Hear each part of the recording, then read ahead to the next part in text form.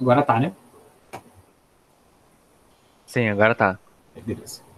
Então, eu baixei aqui o paper também, porque esse paper é meio grande e eu ia tentar dar uma reolhada nele. Tem vários genes, e aí eu fiquei meio perdido, mas vamos lá. Depois eu paro aqui e dou uma olhada. Esse trabalho saiu ano passado na Polar Genetics. É um paper bem interessante, de um grupo lá dos Estados Unidos. O título é Innate Immune Signaling Drosophila Shifts Anabolic Lipid Metabolism from Triglyceride Storage to Phospholipid Synthesis to Support Immune Function. E aí eles vão fazer uma... Posso interromper assim?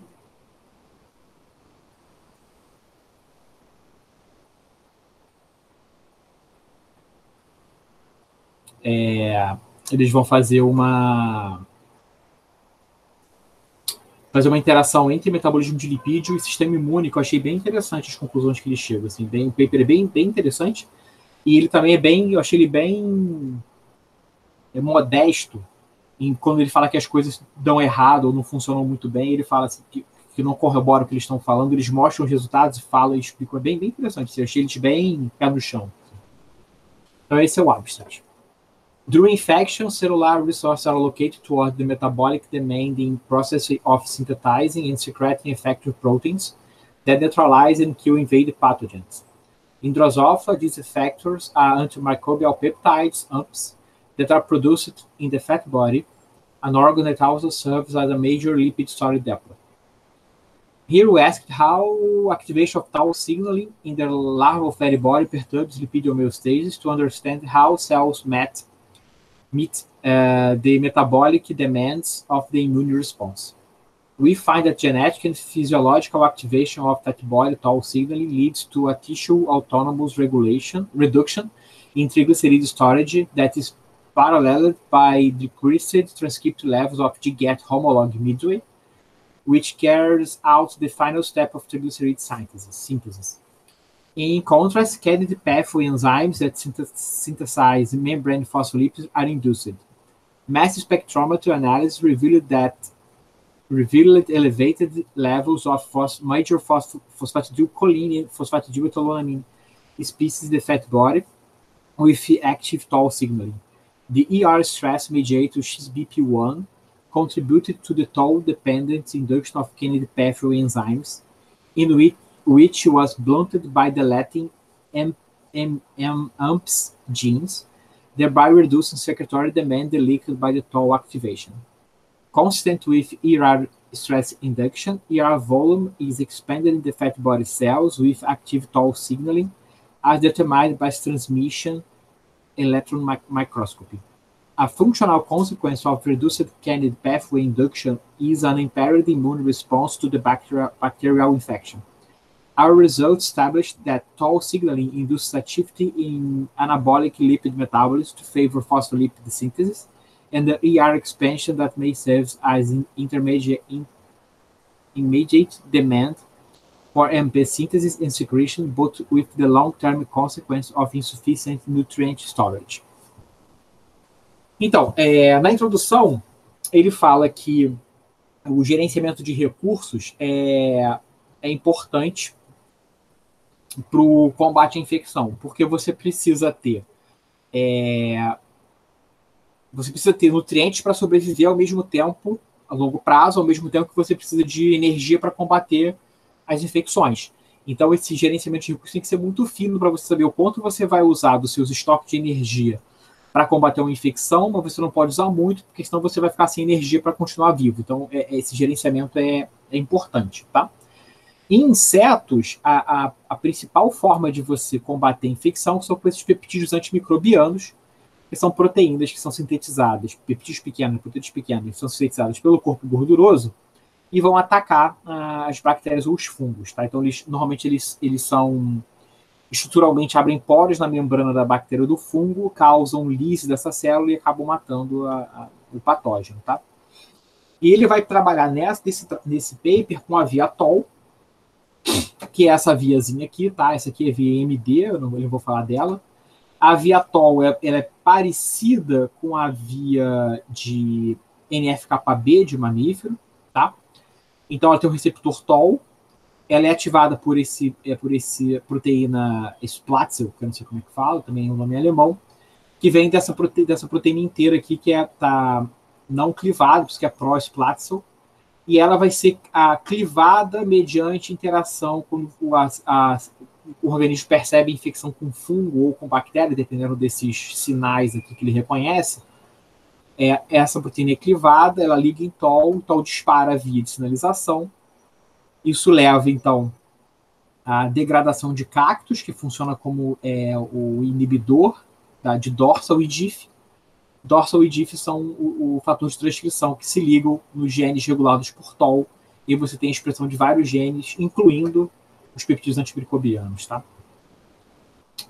E a hipótese dele é que a via de Toll vai regular o fluxo de metabólitos em drosófila. Então, a ideia dele é que, além de Toll regular a expressão de peptídeos antimicrobianos, Toll também vai regular o fluxo de metabólitos, vai mudar o metabolismo da drosófila, regulando esse gerenciamento de recursos e vai ajudar, então, no combate à infecção. Tá? Então, é uma forma indireta de Toll ajudar ou suportar o combate à infecção.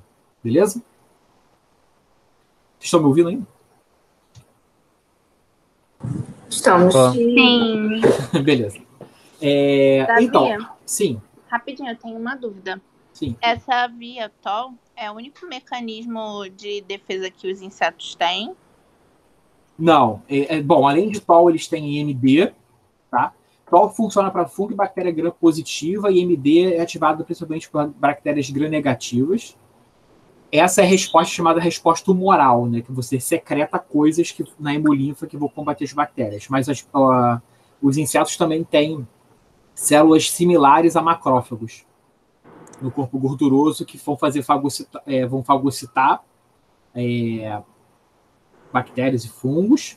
E se for muito grande, tipo um verme ou um fungo filamentoso que é meio grande, eles também são capazes de ativar a via de profenol oxidase. E eles vão fazer o que chama de encapsulamento, melanização daquela célula. Então, se eles não conseguirem fagocitar, eles vão ativando as enzimas que causam uma melanização, e forma tipo uma cápsula em volta daquele fungo, daquele verme, e mata ele encapsulado. Então, se vocês lembrarem de ródinos, até o tribólio também, mas é mais difícil de ver, se você fazer um furinho, o ródino é difícil de ver porque ele é escuro, mas o tribólio daria para ver na larva. Se você faz um furinho pequeno, e aquele furo cicatriza, ele fica uma mancha preta onde cicatrizou, que é a melanização. Ela faz a melanização, que é a forma dele tampar o furo, jogando um monte de melanina ali. Aí forma uma capa de melanina, para o ponto fica escuro. Ele faz isso com o que ele não consegue fagocitar. Ele joga um monte de melanina e forma uma cápsula em volta daquele organismo e mata o bicho ali isolado. Você sabe qual é o nome desse macrófago nos insetos? São os zoonócitos. Maneiro. Então eles têm um sistema imune bem assim, definido, né? Ele só não tem um sistema imune adaptativo como a gente conhece para mamíferos, não produzir anticorpos, tá? Mas eles têm algum tipo de memória imunológica. Eu não sei muito bem explicar, porque ninguém sabe muito bem como, mas se você injetar doses subletais de bactérias, ela consegue meio que aprender a combater aquela bactéria. Então ela vai ficando mais resistente. O bicho vai ficando mais resistente conforme ele vai entrando em contato com o mesmo tipo de patógeno. Então ele meio que se prepara de alguma forma. Ele tem algum tipo de memória imunológica, embora não seja um anticorpo. Mas mosquito com certeza tem um gene similar à imunoglobulina, que faz aquelas mesmas coisas de imuno, de rearranjo, não sei o quê. Ninguém sabe muito bem para que serve ainda. Mas ele também é capaz de fazer esse tipo de rearranjo, talvez ter algum tipo de memória imunológica, que não é um anticorpo, mas uma coisa evolutivamente antiga. Caraca, muito foda. Os insetos são muito loucos. Eu não gosto de imuno, mas eu gostei do assunto, achei maneiro. Fala, Kathleen. Peraí, organizando o pensamento. E relacionado a, por exemplo, antibactericida, por exemplo. Então, são esses peptídeos antimicrobianos. Então. R8 também. Hã? ROS? R8 é espécie reativa. Não, espécie reativa eles também têm. Os insetos também são capazes de gerar. Eu não sei se eles são capazes de gerar como a gente faz, né? Tipo, nos macrófagos gerar espécies reativas de oxigênio para matar. Eu não sei. Não sei se está envolvido. Mas Boa eles ficam pergunta. resistentes quando se trata de bactérias. Então eles ficam resistentes. Eles lidam melhor com uma segunda infecção. Mas não é uma geração de anticorpo. A gente não sabe muito bem como é que isso funciona ainda. Ah, tá. Tá. Beleza? Então, a primeira figura, ele vai então olhar a sinalização de Toll, corpo gorduroso e metabolismo de lipídio. Tá? Então, aqui no A, o que ele vai fazer? Então, aqui ele está usando esse Toll 10B, que é um Toll mutante que está sempre ativado. Independente da situação, você tem ativação de Toll. Tá? E aí ele vai usar um driver, né, GAL4, e aí vai expressar ou o GFP, que é o controle, ou o citol que está sempre ativado no corpo gorduroso, no intestino ou na carcaça. E ele vai medir a quantidade de triglicerídeos por proteína no bicho inteiro, tá? Essa é a larva de terceiro estágio. E ele vê que se TOL está ativado, você tem uma redução na quantidade Desculpa. Tô falando besteira. Ele vai ativar TOL no corpo gorduroso, tá? E vai olhar a quantidade de gordura em diferentes tecidos. Esse R4 aqui é um driver para corpo gorduroso. Ele vê que você tem uma redução na quantidade de lipídios no corpo gorduroso. No intestino não tem diferença. E na carcaça você também tem uma reduçãozinha. Tá? Então, a ativação de TOL reduz a quantidade de lipídio no corpo gorduroso. Então, de alguma forma, a TOL está, pelo menos indiretamente, envolvida com o metabolismo de lipídio. O que ele vai fazer depois é fazer uma superexpressão de DIF, que é um efetor de TOL. Tá? Então, aqui TOL, em teoria, está funcionando normalmente, mas ele superativa a TOL, ativando não o receptor, mas a via de sinalização, tá? Abaixo do receptor. E ele vê um efeito parecido. Tá? Então, lá no corpo gorduroso, você tem uma redução da quantidade de gordura, se você ativa a DIF. Aí aqui ele vai fazer uma brincadeira. Ele vai fazer duas construções diferentes. Ele vai ativar TOL, então botar um TOL que está sempre ativo, mas vai fazer RNA de interferência para DIF. Então o receptor está ativado, mas a via está desligada. Tá? E aí ele não tem diferença. Para de funcionar. Ou seja, você depende que a via de TOL esteja ativada. Então o efetor de TOL tem que estar presente. Então não é uma coisa indireta de TOL, não é a ativação de TOL regulando outra via que está funcionando, é a própria via de TOL que está regulando o metabolismo de lipídio. Tá? Então isso aqui é genético, do A ao C. Aí aqui ele vai fazer infecção. Tá? Então ele vai tem um controle, ele injeta uma solução estéreo, tá? Que é o controle de injeção dele, só para furar o bicho. E no outro ele vai injetar uma bactéria gram positiva, tá?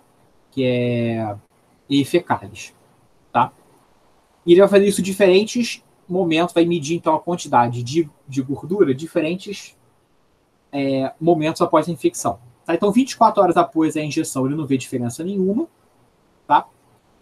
36 horas depois, ele vê que quando ele infecta com a bactéria gram positiva, você tem uma redução da quantidade de gordura, mas 48 horas depois isso é perdido. Tá? Então é um efeito transiente. Então 36 horas depois você tem uma larvinha mais magrinha, mas isso é recuperado 48 horas depois. Tá? E aí, no painel de baixo, ele vai fazer o seguinte. Ele pega a amostra dessas larvas, tá? E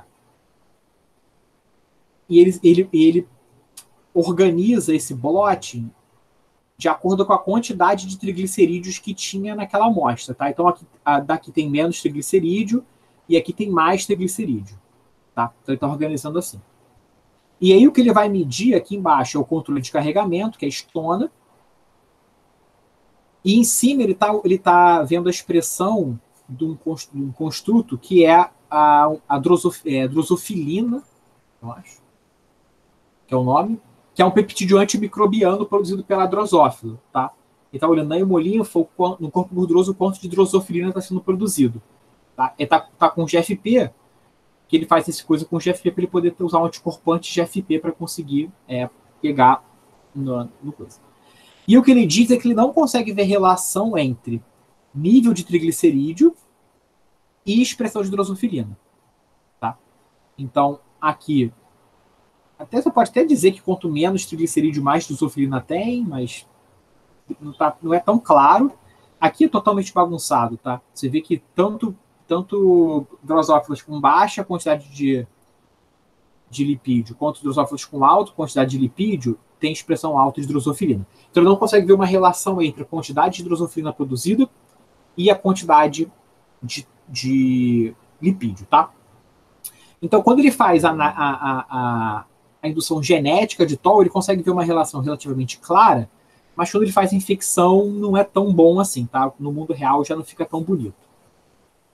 Beleza? Beleza. Aí, ele olhou lipídio, agora ele vai olhar glicogênio, tá? Então, de novo, ele faz aquele corpo gorduroso, aquele TOL que está sempre ativado, e mede a quantidade de açúcar na hemolinfa, trealose e glicose, e ele não vê diferença, tá? Tanto o bicho com TOL, sem TOL sempre ativado ou com TOL sempre ativado, você não tem diferença na quantidade de hemolinfa, na quantidade de açúcar na hemolinfa. Depois ele vai olhar a quantidade de glicogênio no corpo gorduroso, ou glicogênio total, e ele vê que você tem mais glicogênio, tá? Então, você tem menos gordura, mas mais glicogênio nessa larva, quando você ativa a TOL. Se você separa corpo gorduroso e carcaça nessa larva, é no corpo gorduroso que está essa maior quantidade de glicogênio. Isso aqui é a larva de terceiro estágio. Quando você chega na pré-pulpa, você perde essa diferença. Tá? Então, você não tem uma mudança na quantidade de açúcar na hemolinfa, mas você tem um aumento de glicogênio estocado. Então, você tem uma redução de gordura, mais um aumento de glicogênio, que está mostrando que, de fato, a sinalização de TOL está regulando o metabolismo energético da mosca de alguma forma. Aí, parece essa figura gigante aqui, ele vai começar a olhar a expressão gênica de vias envolvidas com o metabolismo de lipídio. Então, como você tem uma redução da quantidade de triglicerídeos, ele vai olhar a via de síntese de novo de ácidos graxos, tá? Primeiro. Aí aqui ele botou uma colinha da via, tá? Então ele vai olhar ATP citrato liase, que transforma citrato em acetil-CoA, acetil-CoA carboxilase, que transforma acetil-CoA em malonil-CoA, ácido graxo sintase, que pega o malonil-CoA e vai sintetizando o ácido graxo. E aí, na via de síntese de triglicerídeo, ele vai olhar a lipina, que transforma ácido fosfatídico em diacilglicerol, e a midway, que é a diacilglicerol aciltransferase, que transforma diacilglicerol em triglicerídeo. Então, eu vou olhar essas enzimas, tá? Expressão gênica. PCR em tempo real. Aí, nessa parte de cima, citrato liase, ACC e ácido graxo sintase, ele não consegue ver diferença, tá? Então, se você ativa a TOL, você não vê diferença na expressão de ATP citrato liase, acetil-CoA carboxilase e ácido graxo sintase. Não tem diferença, tá? Quando ele olha essa parte de baixo, ele começa a ver diferença. Então, lipina, você tem uma redução da expressão de lipina quando você ativa a TOL, tá? E aí ele vai fazer, isso aqui é genético, tá? TOL ativado geneticamente, e aqui ele vai fazer aquele mesmo experimento de infecção que ele fez na figura 1. Então, controle, injeção estéreo e injeção com bactéria. E ele não consegue ver diferença na expressão de lipina nesse caso. Ele consegue ver um aumento quando você faz a injúria estéreo, tá? Mas você não consegue ver uma redução que ele via quando você tem a infecção com a bactéria. Então só funciona o genético. A infecção com a bactéria não funcionou Ele não conseguiu ver a resposta. Para o Midway, aí ele vê de novo também uma inibição da expressão de Midway com a inibição de Toll. E depois, quando ele faz a infecção, ele consegue ver algumas diferenças. Então, em 6, 12, 18 e 24 horas, quando você compara controle com o estéreo ou o infectado, você consegue ver uma redução da expressão de Midway. Tá bem claro em 6 horas, fica bem inibido. Tá? E eu acho que o mais importante é quando você olha aqui em 18 horas, não, 12 horas, que você vê uma redução só no infectado. O estéreo você não tem diferença. No infectado você consegue ver uma inibição, com 18 horas, é uma inibição bem significativa comparado com o controle. Tá?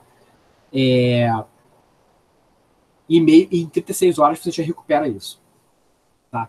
Então parece que Midway você consegue ver tanto em Toll quanto na infecção, embora os resultados sejam meio confusos, com a infecção você também consegue ver uma inibição da expressão de Midway. Tá? Isso aqui é expressão gênica. Tá? Então ele vai investigar melhor isso aqui com atividade da enzima. Tá? Então aqui ele vai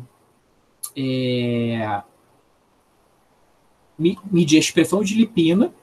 Tá? Então aqui no primeiro ele ativa a Toll geneticamente e vê que você tem uma inibição da expressão da proteína e também uma redução da atividade da enzima. Então de fato você tem menos lipina funcionando naquele corpo gorduroso. Tá? E aqui ele vai tentar recuperar a expressão da lipina para tentar recuperar os níveis de triglicerídeo. Tá? Então, aqui ele faz o controle dele, que é a expressão tanto da proteína vermelha quanto da proteína verde fluorescente. É o controle. Aí aqui ele ele coloca só lipina, só a expressão de lipina, e ele vê que ele consegue aumentar a atividade da proteína.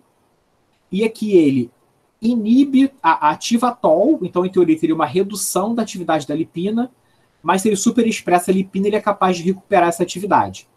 Tá? Então mesmo com Toll ativado, inibindo a lipina endógena, com a superexpressão da lipina exógena, ele consegue aumentar a atividade de lipina. Tá? Então ele vai usar essa ferramenta aqui para tentar recuperar a quantidade de lipídio antes, para ver se é a falta de lipina que está fazendo com que o bicho fique mais magro. Então aqui, se ele superexpressa a lipina, ele não vê diferença em relação ao controle. Se ele inibe, se ele ativa a Toll, você tem uma redução na quantidade de gordura, ele já tinha mostrado isso, mas mesmo você aumentando a atividade de lipina, você não consegue recuperar a quantidade de gordura. Tá? Então, mesmo você tendo uma redução de lipina, atividade de lipina, você recolocando lipina não é capaz de recuperar a quantidade de gordura que esse bicho tinha. Então, a princípio, não é a falta de lipina que está deixando o bicho mais magro. Tá? Aí ele vai partir para Midway. Ele vai fazer a mesma coisa. Aqui ele não mede a atividade de Midway, talvez porque ele não tem uma forma fácil de conseguir medir essa atividade. Tá? Mas ele vai tentar fazer a mesma coisa. Então ele superexpressa Midway e não aumenta a quantidade de gordura. Quando ele ativa a Toll, reduz a quantidade de gordura, ele já tinha mostrado isso. E aí, se ele ativa a Toll e recoloca a Midway, de novo, ele não consegue recuperar. Então, se você recoloca a lipina, não resolve. Se você recoloca a Midway, também não resolve. Aí a pessoa assim, pode ser que as duas precisam estar juntas, como elas estão em sequência na via. Se você não tem lipina nem Midway, não adianta você colocar uma ou outra, porque você não vai conseguir recuperar a atividade. Você tenta colocar as duas juntas, então. E aí aqui, de novo, ele coloca Midway e lipina juntos, superexpressa as duas, não aumenta a quantidade no bicho controle. Quando ele ativa a Toll, reduz em relação ao controle. Tá? Quando ele recoloca as duas, ele consegue aumentar um pouquinho em relação ao ativado de Toll, mas não recupera os níveis do controle. Tá? Então, mesmo você superexpressando lipina e Midway, ainda assim você não consegue engordar o bicho igual ele estava gordo no controlão dele. Tá? Então ele chega à conclusão de que não é o problema, não é só a redução na síntese de lipídio, de triglicerídeos. Deve ter alguma outra coisa fazendo o bicho ficar mais magro. Beleza? Beleza. Tá bom. Aí o que ele vai fazer? Ele vai olhar a síntese de fosfolipídio. Tá? Por quê? Esse ácido graxo aqui, quando ele está pronto, ele pode seguir a via de síntese de triglicerídeo, que é a via do glicogênio 3-fosfato, ou ele pode ser desviado para a via de Kennedy, que é a via de síntese de fosfolipídio. Tá? Então a ideia dele é, talvez isso aqui esteja reduzido para acumular ácido graxo, e esse ácido graxo está sendo desviado para a síntese de fosfolipídio. Por isso que mesmo que eu aumente a atividade dessa porção aqui, não resolve, porque esse ácido graxo está sendo desviado para uma via que está muito mais ativa. Aí ele vai olhar a síntese de fosfolipídios, que é a via de Kennedy, tá? Aí ele vai olhar a síntese de fosfetalonamina e síntese de fosfatidilcolina, tá? Então aqui tem 3 etapas, tá? Nessa síntese, que tem essa enzima que é em drosófila chamada easily shocked, tá? Porque o mutante sofre de paralisia. Então, porque sem síntese de fosfatidilcolamina ele não consegue fazer... os neurônios ficam meio bagunçados, então ele tem uma coisa de paralisia. Que é a etalonamina quinase, que transforma a etalonamina em fosfetalonamida.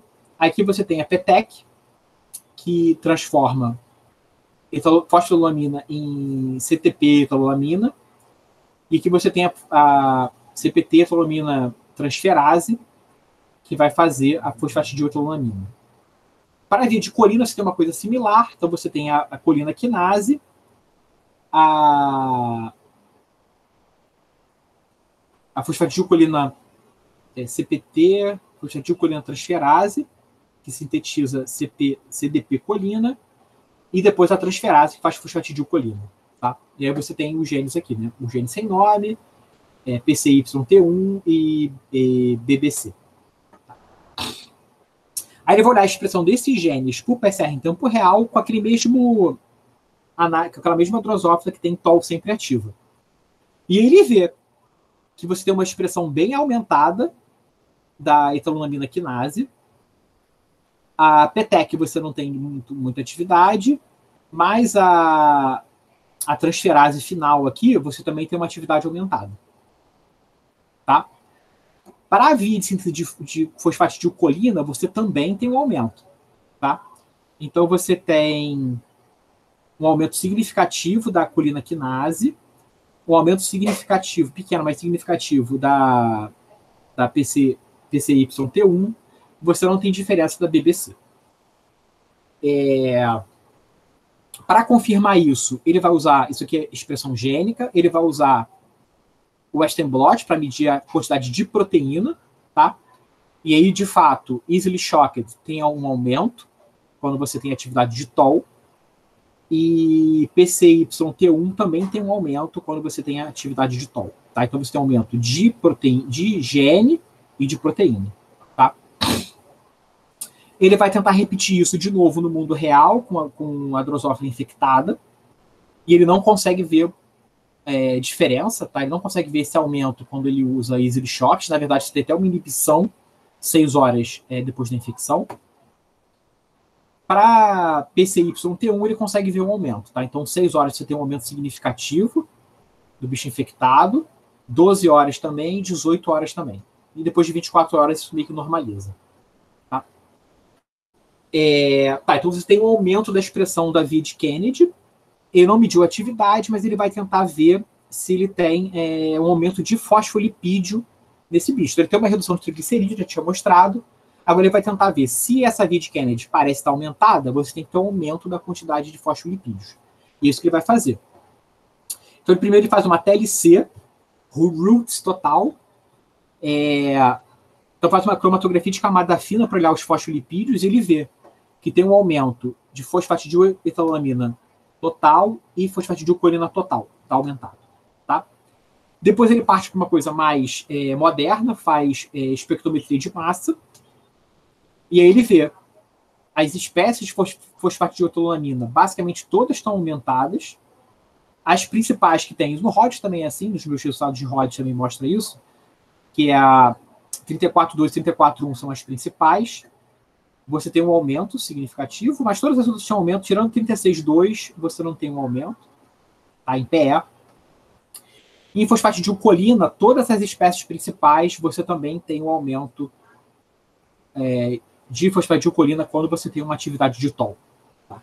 Então, a conclusão que ele chega é que a atividade de TOL está, de alguma forma, mudando a expressão de genes, favorecendo a síntese de fosfolipídios em detrimento ao acúmulo de lipídios. Tá? Beleza?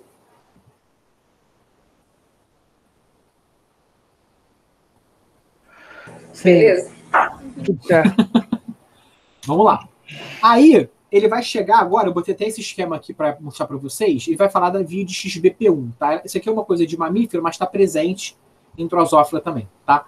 É uma via de resposta a estresse de retículo. Tá? O que acontece? Quando você tem um excesso de síntese de proteínas, ou quando você tem, por algum motivo, um problema na conformação de proteínas, você começa a ter um monte de proteína mal enovelada, esse retículo endoplasmático vai ficar lotado de proteínas, e isso ativa essa via de XBP1, que é uma forma de você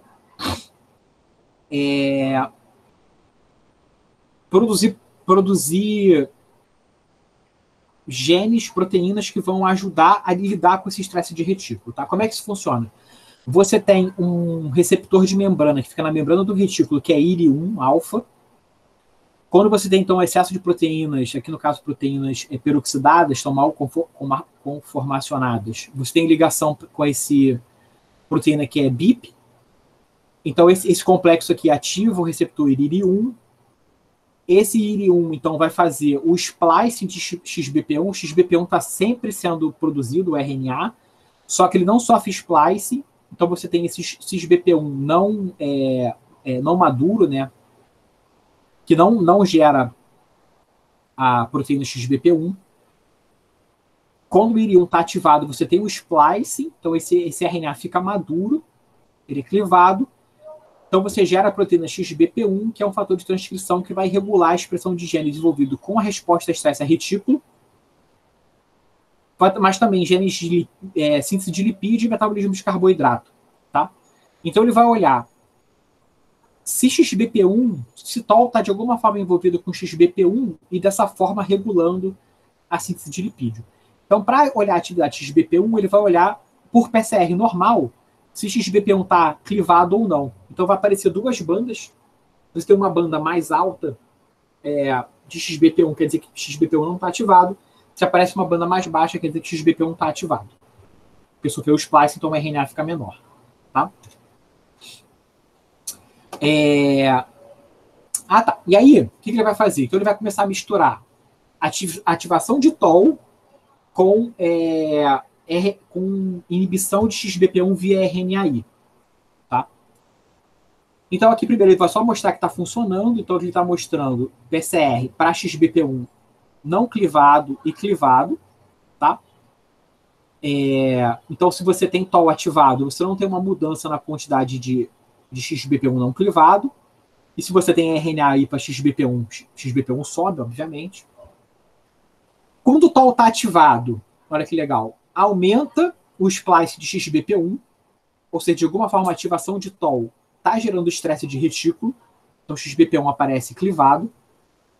E se você tem RNAi para XBP1, não aparece o clivado, porque também não tem.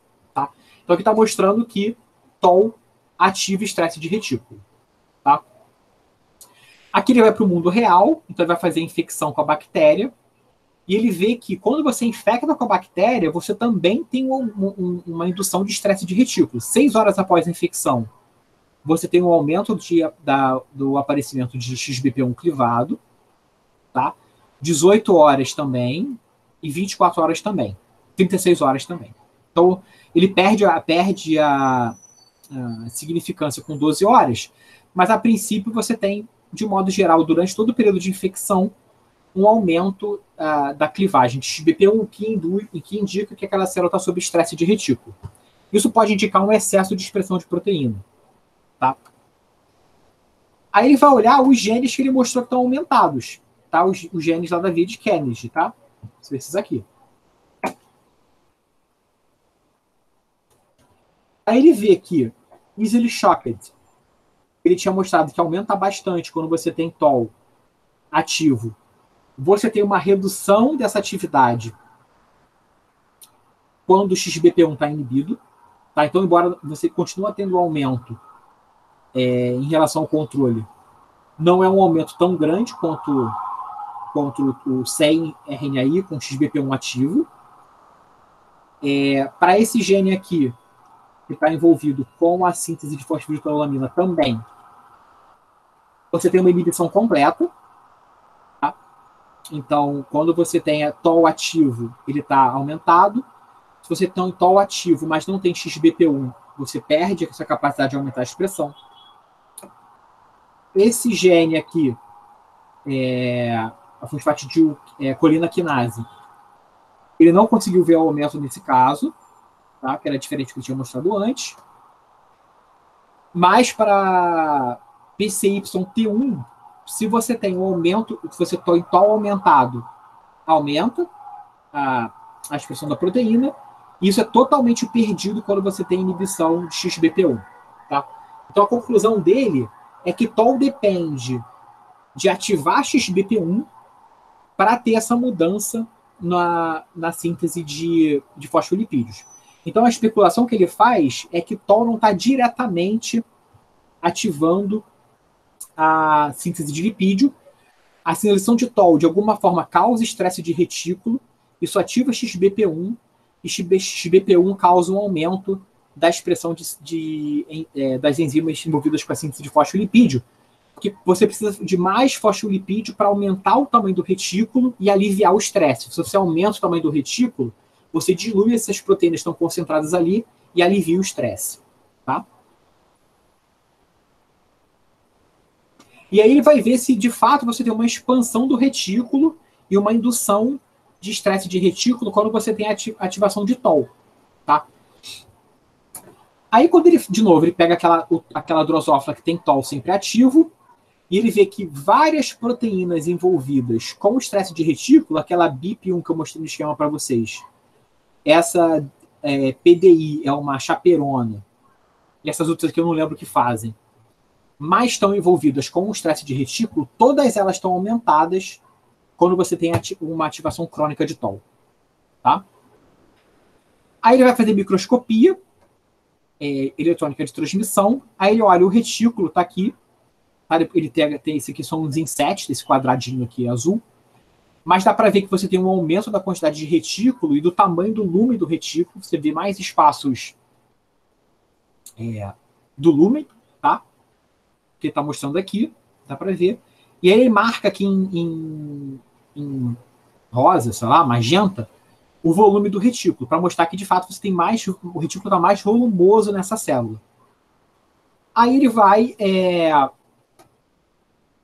quantificar, pela análise da imagem, da microscopia, o quanto você tem de retículo, e, de fato, o volume de retículo aumenta quando você tem TOL ativado. O volume de citosol livre reduz, né? Você tem um aumento do retículo, o citosol livre fica diminuído. Gotícula de lipídio ele não vê diferença, e glicogênio ele vê mais, o que é interessante porque ele já tinha visto lá no início que glicogênio de fato está aumentado na célula do retículo, na célula do corpo gorduroso, então ele confirma isso por essa outra técnica. Tá?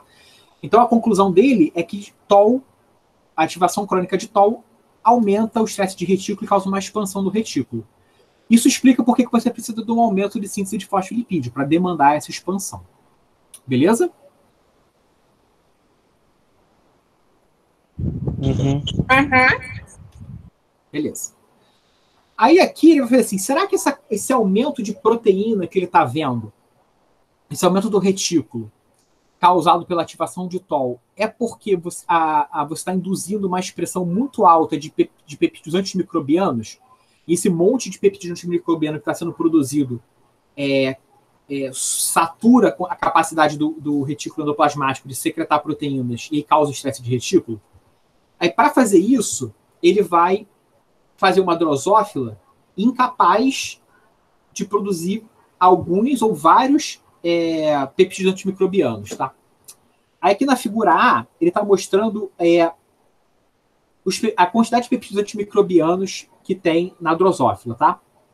Então, o que está em amarelinho aqui são os chamados bomaínas, tá? Que tem mais de sei lá, 70% dos peptídeos antimicrobianos produzidos pela drosófila são essas bomaínas, tá? Quando ele pega essa drosófila bom delta 55C, ele deleta todas as bomaínas, tá? Então a drosófila é incapaz de produzir 70% dos peptídeos antimicrobianos que ela conseguiria fazer, tá? Se ele deleta a drosofilina, drosomicina, sei lá. Oi? Alguém quer falar alguma coisa? Não. Ele tira mais 10%, tá? Então ele vai fazer drosófilas com essas deleções, que ele vai conseguir reduzir muito a capacidade de síntese de proteínas antimicrobianas. Então ele vai tentar ver se isso alivia o estresse de retículo e se isso está envolvido, tá? Beleza. Então aqui ele vai olhar a expressão dos peptídeos antimicrobianos com esses caras, tá? Então aqui é o controle dele, tá todo mundo baixinho. E aqui é o TOL, tá? Com o TOL ativado. Então ele está medindo a expressão dessa bomaína S2. Quando ele ativa a TOL, a bomaína S2 vai lá para cima. É uma expressão super alta, tá? Mas se ele deleta, faz essa direção com esse bom delta 55C, então ele tira a bomaína está reduzida, tá? Então você não tem, não expressa. Mas ele está mostrando que, de fato, quando você tem a atividade de TOL, você induz a expressão desse peptídeo antimicrobiano. Ele faz a mesma coisa para a drosomicina. Então, no controle, você tem uma expressão baixa. Se você ativa a TOL, você aumenta a expressão desse peptídeo antimicrobiano. Mas se você tem a deleção da drosomicina, aqui e aqui, você perde a expressão desse cara, tá? Então ele vai trabalhar, o que a gente tem que olhar aqui no final é esse cara aqui que tem a dupla mutação, você tem uma redução da expressão desses dois peptídeos antimicrobianos, tá? Então você vai perder aí 80% dos peptídeos antimicrobianos não vão ser produzidos. Aí ele vai olhar a expressão dos genes envolvidos com síntese de fosfolipídios, brincando com esses peptídeos antimicrobianos, com ou sem esse peptídeo antimicrobiano, tá? Aqui é o controle, então a expressão de easily shocked está baixa, tá? Quando ele induz TOL, você tem um aumento da expressão de easily shocked, tá? E aí, se você tira as bomaínas, ele diz que não tem diferença. Aqui tá baixo, a expressão tá baixa. Não tem diferença comparado com esse cara aqui, tá? Então você não induz a expressão. Quando você tira só a drosomicina, desculpa, se você tira a drosomicina, você não induz easily shocked. Se você tira só a bomicina, você não induz easily shocked. E se você tira as duas, você também não induz, tá? Então você depende. Então aquele aumento de síntese de fosfolipídio que ele estava vendo depende da expressão de peptídeos antimicrobianos. Então, se você ativa a TOL, mas você não induz a expressão de peptídeo antimicrobiano, a quantidade de fosfolipídio, para síntese de fosfolipídio não aumenta, tá? Mesma coisa para PCYT1. Aqui não é tão claro. Então, se você induz TOL, você tem um aumento. Se você tira só a drosomicina, você continua tendo um aumento. Se você tira as bominas, você perde essa indução, e se você tira as duas juntas, você também tem uma expressão mais baixa. Tá? Então, se você consegue reduzir a quantidade de peptídeos glicosados, você consegue reduzir a indução de síntese de proteínas envolvidas com a síntese de fosfolipídios. Tá, beleza. Isso aqui quer dizer, então, que você reduziu o estresse de retículo? Parece que sim, tá? Então, se você olha aqui a quantidade de XBP1 clivado, que mostra que você tem estresse de retículo, quando você aumenta a TOL, você tem um aumento do XBP1 com splicing. Se você tira a drosomicina, você perde, o splicing diminui. Tá? E aí aqui fica meio confuso se você tem, se você tira a bomicina, continua estando alto, se você tira a drosomicina e bomicina, continua estando alto, tá? Então você tem um resultado meio inconsistente, mas parece que você, em alguns casos, você tem uma redução do splice de XBP1. Para confirmar isso, ele olha BIP, tá? Que é uma proteína que está aumentada quando você tem estresse de retículo. E aí, se você tem ativação de TOL, você tem um aumento dessa proteína. Se você inibe drosomicina, você não induz a expressão de BIP, mas se você tira bomicina ou bomicina e drosomicina, você continua com as duas altas. Tá? Então, em alguns casos, você consegue ver uma redução do estresse de retículo se você tira a indução das proteínas envolvidas com peptídeos antimicrobianos. Então, a conclusão que ele chega aqui, a via que ele está construindo, é que TOL, quando você tem ativação de TOL aumenta a expressão de peptídeos antimicrobianos, isso causa estresse de retículo, o estresse de retículo ativa XBP1, e XBP1, então, aumenta a síntese de fosfolipídio e reduz a síntese de triglicerídeos para você ter um gerenciamento do uso do lipídio para combater a infecção. Tá? Beleza? Beleza. Uhum. E aí, a última figura, ele vai olhar se você mexer com esse gerenciamento de fosfolipídios, se você faz com que o bicho fique mais sensível à infecção. Tá? Aí aqui ele tem ele separa em macho e fêmea, porque ele fala que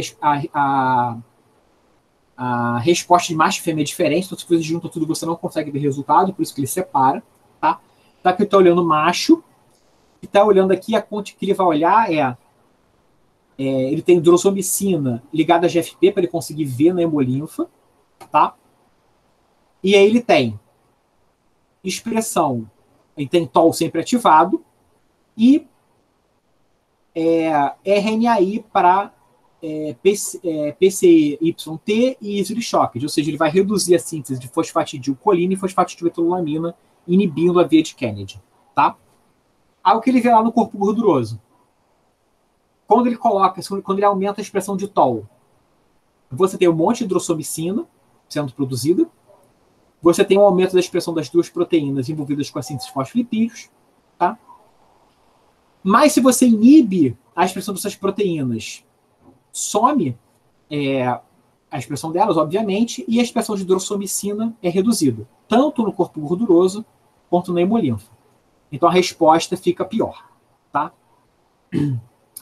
Por que ele separa? Ele fala que isso é muito mais visto em machos do que em fêmeas. Se ele olha a fêmea, você tem com TOL um aumento da expressão de drosomicina, tanto no corpo gorduroso quanto na hemolinfa, mas se você inibe a expressão dos genes envolvidos com síntese de fosfolipídios, você não reduz a quantidade de drosomicina, nem no corpo gorduroso, nem na hemolinfa.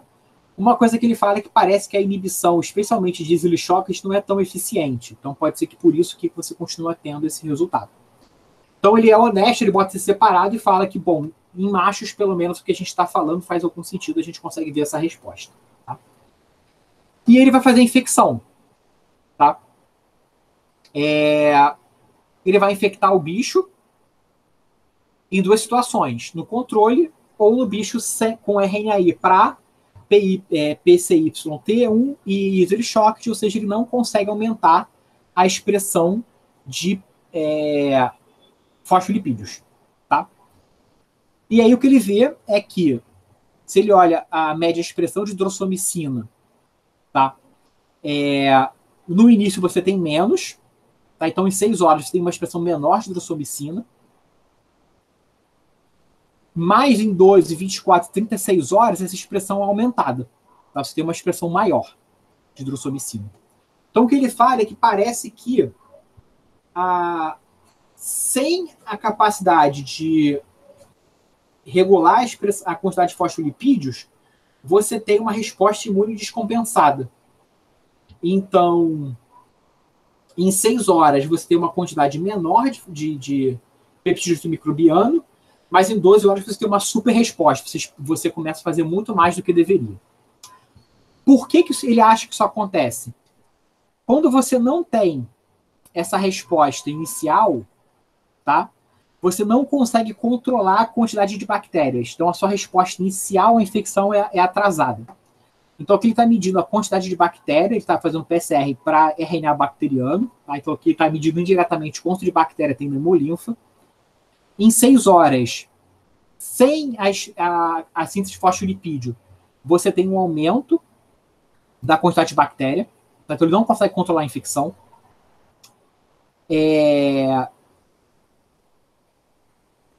Em 12 horas, os dois estão iguais, tanto controle quanto infectado tem a mesma quantidade. E em 24 horas, a larva controle, né, com expressão de fosfolipídios, com síntese de fosfolipídios, já controlou a infecção, basicamente, mas a que não tem fosfolipídio continua infectada em 24 e 36 horas. Então, o que ele fala? Como você parece, sem a capacidade de expandir, ter uma resposta ao estresse de retículo, você tem uma produção de peptídeo microbiano reduzida, tá aqui em 6 horas. Isso faz com que você fique com uma infecção maior inicial, e aí você tenha um aumento de expressão de peptídeo microbiano, mas ainda assim você não consegue controlar a infecção. Então essas 6 horas iniciais são essenciais para você controlar a infecção. Se você não tem essa resposta de TOL, não aumenta, não tem estresse de retículo, causa o estresse, você tem um aumento de TOL, aumenta a produção de peptídeo microbiano, mas se você não consegue responder ao estresse de retículo, ou seja, a sua produção de peptídeo microbiano fica limitada ao retículo que você tem, você não consegue ter uma resposta imune ideal e aí sua infecção perdura por mais tempo.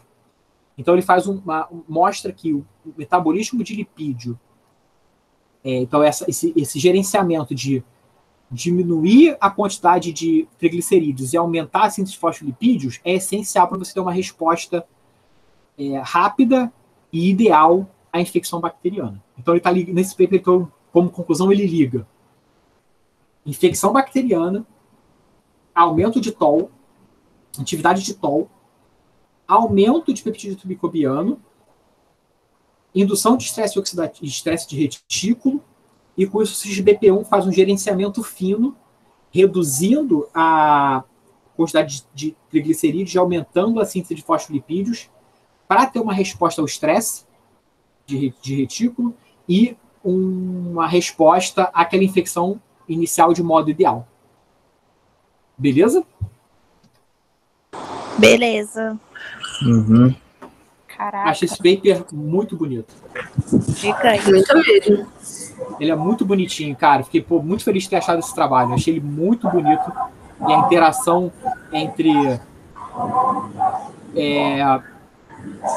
TOL é super bem explicadinho, as técnicas. E eu achei ele muito honesto, que ele fala assim, ó, no genético funciona bonitinho, mas quando no mundo real não é tão bonito assim, mas a gente acha que isso é verdade. Sim. Qual a revista mesmo? Hã? Qual a revista mesmo? Polar Genetics. É bem bonito mesmo também. Achei bem bonitinho. E achei bem explicadinho, assim, ele é grande de ler, não sei o quê, mas eu achei ele bem explicado. Achei até que eu ia ter que voltar nas coisas, mas estava com as coisas na cabeça ainda. Ele é bem explicadinho, então dá para acompanhar bem. A linha de raciocínio é clara, assim. Uhum. Beleza? Beleza. Então tá bom. Olha só, na semana que vem é feriado.